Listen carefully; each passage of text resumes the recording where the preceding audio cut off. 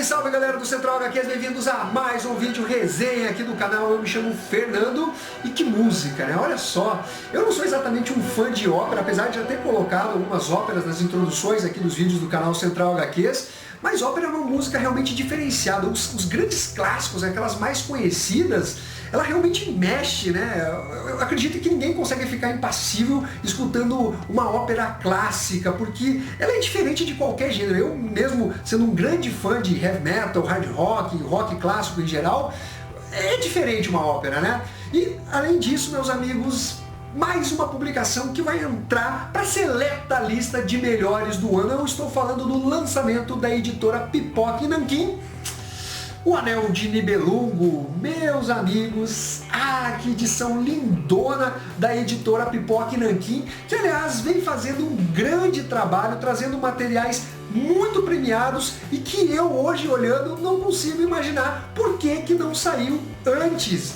Essa é uma publicação aqui que ganhou diversos prêmios Eisner, então eu fico pensando por que ninguém se interessou por esse material. A editora Pipoca e Nanquim lança só petardos, né, como diria o Danielzinho Lopes, ainda que uma publicação particularmente não me agradou tanto, que é Blood, uma história de sangue, porém eu sei que muita gente curtiu a publicação e eu sei que ela é um material acima da média, tem toda uma simbologia na história do J.M. Demetres, mas assim galera, a editora Pipoca e Nanquim, ela realmente vem fazendo um trabalho maravilhoso, trazendo publicações que ninguém imaginaria que sairia no Brasil e resgatando materiais que eram para ter saído e não saíram, né?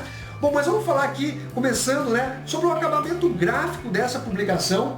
É um material que, mais uma vez, dispensa comentário. Você vê que está tudo bonitinho na lombada, na encadernação, tudo bem montadinho, a escolha da capa muito fera, ela é cheia de referências e simbolismos também, obviamente relacionado ao tema da HQ, mas você precisa ler para compreender. É uma publicação que conta com capa dura, tem esse desenho na guarda, que é do P. Craig Russell, publicação que conta com papel couché de alta gramatura, são mais de 430 páginas coloridas, ao preço de R$ 109,90. Porra, Fernando, R$ 109,90. Olha só, galera, se você contextualizar o preço dessa HQ com relação ao número de páginas, sem falar na qualidade, você vai perceber que é um bom preço para a publicação do Anel de Nibelungo. É uma publicação de volume único, você não precisa ter lido nada antes e nada depois. Se você analisar por outras editoras os preços que elas cobram, a editora Pipoca e Nanquim, ela deixa sim os seus materiais bem acessíveis para o público que é o foco da editora. Você percebe que é um nicho um pouco mais restrito, tanto que as produções elas são mais luxuosas. Só que ainda assim, se você considerar o trabalho gráfico que é irretocável, a parte do número de páginas e a qualidade da história, que é o mais importante, os preços da editora Pipoca e Nanquim estão ótimos. Eu não falo isso para fazer média com os caras e nem nada do tipo, é porque realmente o trabalho deles é sério, trazendo grandes publicações em formatos que não é para o público que gosta, por exemplo, só de super-heróis, e não desmerecendo porque eu sou colecionador de super-heróis. Então, realmente temos uma publicação aqui que conta com mais de 400 páginas, R$ 109,90. Para mim, tá um preço bacana, até porque, eu vou deixar o link na descrição, você consegue achar esse material com desconto. Então, basta você esperar uma promoção um pouquinho melhor para você adquirir esse material aqui que é lindo. Muita gente tem como a série de fantasia definitiva na Nona Arte. Eu não sei exatamente se seria ou a primeira ou a segunda, né? Porque nós temos Sandman, mas eu não sei se dá para considerar Sandman apenas como fantasia. Mas de qualquer forma, o trabalho do P. Craig Russell é extraordinário, é quase sobre-humano o que ele fez nas páginas aqui do Anel de Nibelungo. Então é uma série que ganhou vários prêmios Eisner, inclusive de melhor série e melhor artista. A arte do P. Craig Russell foi premiada com o Eisner, então não estamos falando aqui de pouca coisa não. Mas vamos entrar aqui no contexto dessa publicação, explicando para vocês um pouquinho sobre Richard Wagner, né? Ele que foi um dos maiores maiores artistas e compositores, principalmente de ópera, da história da humanidade. A música de introdução, né, a Cavalgada das Valquírias, é uma elaboração, uma composição do Richard Wagner. E ele foi um cara ali que viveu nos anos de 1800 e lá vai bolinha, né? Era um cara que já tinha um tino artístico, os pais dele já eram pessoas relacionadas às artes e ele começou a estudar música, então ele passou por diversos instrumentos, ele teve uma vida um tanto atribulada, né? Tanto com relação à sua esposa, as traições, as amantes, inclusive financeiramente, visto que ele era viciado em jogos. Isso levou ele a fugir da Alemanha, os credores ficaram na cola dele, então ele morou em diversas cidades e se tornou pessoa não grata, né, na Alemanha. Ele ficava realmente muito temeroso, só que ele era um cara muito esperto, né? Então ele sempre estava junto ali com a alta sociedade, principalmente os reis. Então eram pessoas que admiravam a obra do Richard Wagner, o intelecto, a cultura que ele tinha. Ele era um cara de finesse, né? Então essas pessoas da mais alta sociedade acabavam pagando as dívidas dele e sustentando, faziam diversos favores, mas ele era um cara que não era uma pessoa fácil de lidar, sem falar no envolvimento político, né? Ele que apoiava ideias comunistas, inclusive ele fez alguns textos antissemitas, né? Vangloriando ali os alemães, pedindo a conversão de imigrantes ou pessoas de fora, né? Que não pertenciam originariamente à Alemanha, que se convertesse e tal. Esses textos depois foram utilizados pelos alemães, né? Como uma influência diante da população, né, os nazistas, enfim. Mas não tem nada a ver com o Richard Wagner, porque o nazismo surgiu lá na década de 30 e ele faleceu antes de 1900, salvo engano. Mas em suma, ele era um cara um tanto polêmico, a obra dele fez assim, né, em termos de sucesso. Tinha hora que ele acertava, tinha hora que não, mas a publicação aqui do Anel de Nibelungo, que é um ciclo contado em 4 partes, já foi tentado para ser adaptado em teatro, em diversas mídias, mas nunca foi realmente algo que agradava os críticos. Falavam, não, esse aqui ficou top, realmente conseguiram reproduzir a obra do Richard Wagner de forma fiel, de forma interessante.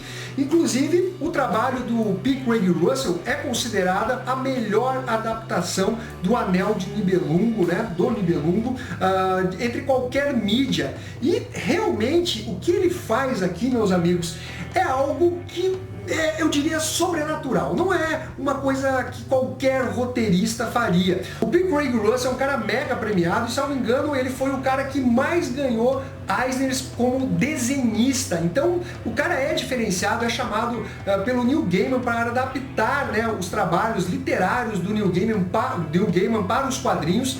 Então realmente temos aqui um dos maiores quadrinistas de todos os tempos. É sério, P. Craig Russell é foda demais.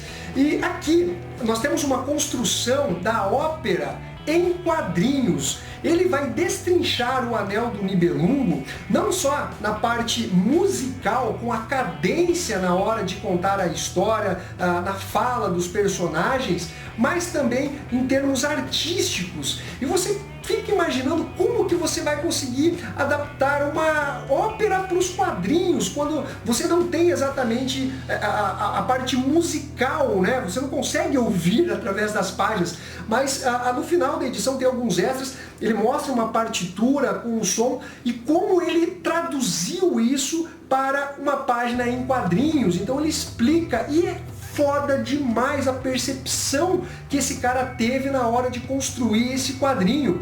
Então, além disso, dessa parte artística que realmente chama muito a atenção em termos narrativos da construção dessa obra, que é baseada nos livretos, né, que acompanham as grandes óperas. Como eu já disse, elas são feitas em 4, essa obra aqui é feita em 4 ciclos, e o P. Craig Russell segue à risca o trabalho do Richard Wagner, dividindo ela também em 4 partes. O roteiro é espetacular. O Richard Wagner, ele criou uma história que influenciou inclusive o Senhor dos Anéis, e influenciou muito, e particularmente eu prefiro o Anel do Nibelungo do que Senhor dos Anéis. Mas eu também não posso falar isso com absoluta certeza, porque eu me pauto pelos filmes, que eu gosto bastante, né? Eu não li os livros do Tolkien, mas o Anel do Nibelungo, meus amigos, que história fantástica, né? Ela que pertence ao gênero de fantasia. E para vocês entenderem como ele constrói essa história, se vocês já leram obras como Sandman, Stardust, desculpa, do próprio Neil Gaiman, ele coloca alguns pontos chaves na história em que ele vai ser retomado lá na frente, e daí dá aquela pum na cabeça, explode tudo, aquela reviravolta. Então nós temos muito disso nessa publicação aqui do Anel do Nibelungo. E conta com um plot totalmente voltado para a mitologia nórdica. É dividido em 4 ciclos, como eu já mencionei: o Anel do Nibelungo, as Valquírias, Siegfried e o Crepúsculo dos Deuses, né, que finaliza aí toda essa trama de fantasia. O Pipoca Nanquim foi muito sábio em manter o nome dos participantes da história. Então, o P. Craig Russell trata o Odin por Wotan, Loki por Lorgé, que são nomes que também se referem a esses personagens da mitologia nórdica. O Wotan, eu diria que talvez seja o personagem principal de toda essa trama, ainda que ele não seja o protagonista de todos os ciclos, mas ele está por trás de tudo. A história vai começar com algumas sereias, 3 delas, que protegem um determinado tesouro, até que o Nibelungo, que é de uma raça de anões meio deformados, a la Sméagol, sabe? Ele tenta cantar essas sereias, tenta conquistá-las, né, com galanteios e tal, e elas começam a ironizá-lo, a tirar sarro dele, até que elas revelam o segredo daquele tesouro, né, que é um objeto de ouro, dizendo que ele só pode ser forjado, e aí dar todo o poder para o usuário desse anel, né? Pode ser forjado com um anel, desde que a pessoa se dispa de todo o amor. Ela vai se ver livre de qualquer resquício relacionado ao sentimento amor. E diante do deboche, da situação de raiva e também de vingança, o Nibelungo, que é o nome do personagem, ele acaba roubando esse tesouro, forja ele como um anel e se torna muito poderoso, escravizando a própria raça. E aí acontecem algumas histórias em paralelo, mostrando Wotan, vulgo Odin, né, que contratou 2 gigantes e fez algumas promessas para que construísse Valhalla, né, que seria o palácio, a cidade que nós conhecemos da mitologia nórdica.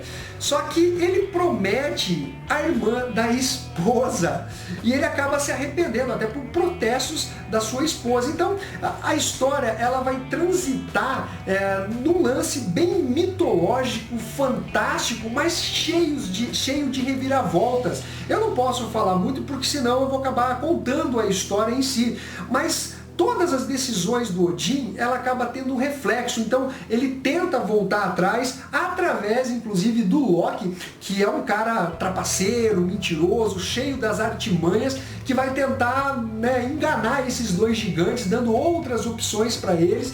Então, de acordo com as decisões que Odin toma, a história vai seguindo determinados rumos.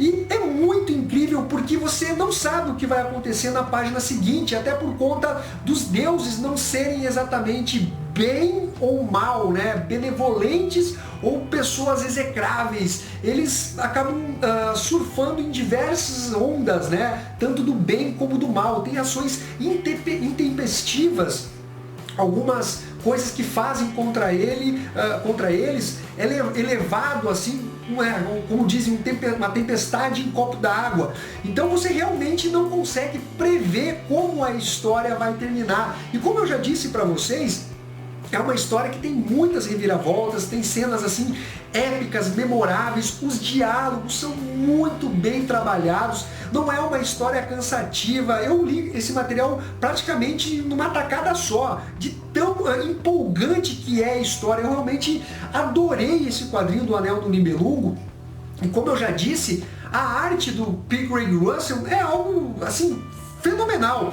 Visualmente, quando você bate o olho, você vai falar: ah, Fernando, tem nada demais essa arte. Mas a questão é que quadrinhos, meu amigo, é narrativo. Então você não tem como desvincular uma técnica narrativa no sentido de demonstrar sentimento, adaptar uma ópera em quadrinho, simplesmente com desenhos bonitos. Nós não estamos falando aqui de um artbook, ainda que seja muito interessante os artbooks em si, mas não é quadrinho narrativamente falando. Então o P. Craig Russell tem os seus méritos, não só do cuidado que ele teve em adaptar a obra do Richard Wagner, mas como adaptar isso para a nona arte, no sentido narrativo, dos desenhos serem muito bem conduzidos perante os textos, tudo se encaixa de forma perfeita. Então realmente, galera, nós temos aqui um trabalho que é sensacional. Quem gosta de fantasia vai pirar o cabeção lendo essa obra. Eu, como já disse, não sou um grande fã lá de Senhor dos Anéis, ainda que gosto bastante dos filmes, mas se você gosta desse tipo de literatura, você vai pirar com o Anel do Nibelungo. Então eu não preciso dizer que eu dou nota 10, 11, 12 para esse material, porque ele é top demais. Então, galera, quando tiver uma promoção aí de forma que caiba no seu bolso, compre, porque é um material muito diferenciado e estará na lista aí de melhores do ano de qualquer site de canal de quadrinho que tenha lido essa publicação, porque ela é realmente fenomenal. Bom, galera, é isso daí. Espero que vocês tenham curtido esse vídeo. Não esqueça de dar o like, compartilhar e ficamos até a próxima. Fui!